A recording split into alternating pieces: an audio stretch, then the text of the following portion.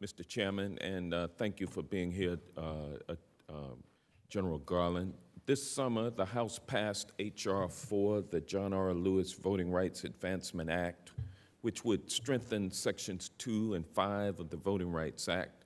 And also this summer, the department announced that it was suing the state of Georgia under Section 2 of the Voting Rights Act. And I commend your department for working to protect the rights of all Americans to vote.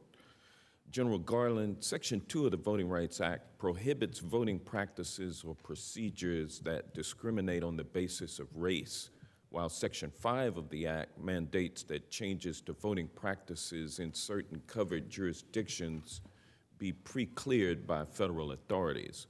With the Supreme Court having nullified Section 5, in effect, the pre-clearance requirement by ruling that the coverage formula was unconstitutional, does the department view Section 2 litigation alone as adequate to safeguard voting rights, or must Congress pass the John Lewis Voting Rights Advancement Act and reinstate Section 5 in order for voting rights to be adequately safeguarded?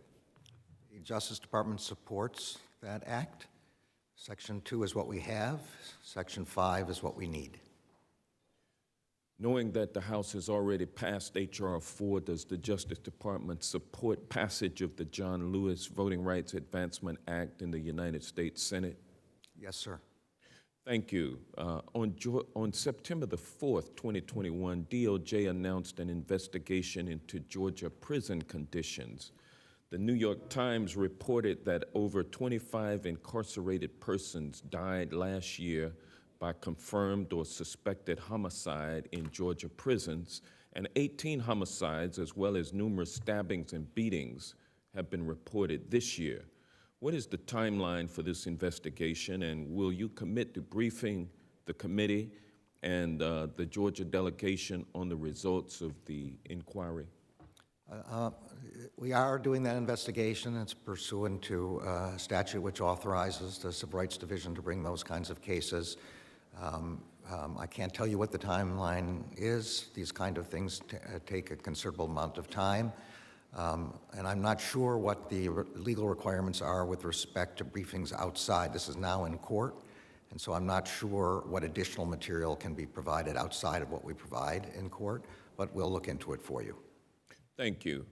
Much of what is known about conditions in Georgia prisons is derived from social media posts, including video footage posted during a prison riot last year. How are social media and the use of smuggled smartphones by inmates aiding DOJ in its civil rights investigation of Georgia's prisons? Sorry, I don't know the answer to that question, but I'll see if I can ask at the Civil Rights Division how they're using that material. All right, thank you. Mr. Attorney, Mr. General Garland, the Sackler family has used every trick in the book to escape accountability for their role in the opioid epidemic, including abusing the bankruptcy system to secure civil immunity from their victims. And now Johnson & Johnson has scrambled its organizational charts to put tens of thousands of legal claims into bankruptcy to avoid further liability for its cancer-causing talcum powder. Do you believe culpable individuals and corporations should be allowed to use the shell game to shield themselves from liability? I don't know anything about the second example that you gave. As to the first, the Justice Department's bankruptcy trustee has weighed in to appeal the decision to immunize from personal liability, and I think that matter is now pending in court. Thank you. Lastly, I will note that there's been a lot of discussion by my friends on the other side of the aisle about local school boards, and I will point out the fact that there are reports that restrictions on the discussion of race and history in schools, these laws that are being put forward by Republican-led states, are causing administrators to tell teachers that in addition to having an opposing view on slavery, now they are saying that you've got to include an opposing view on the Holocaust if you have any books that are teaching about that. You've got to have an opposing view. This is the danger that we... The gentleman's time has expired. Mr. Jordan.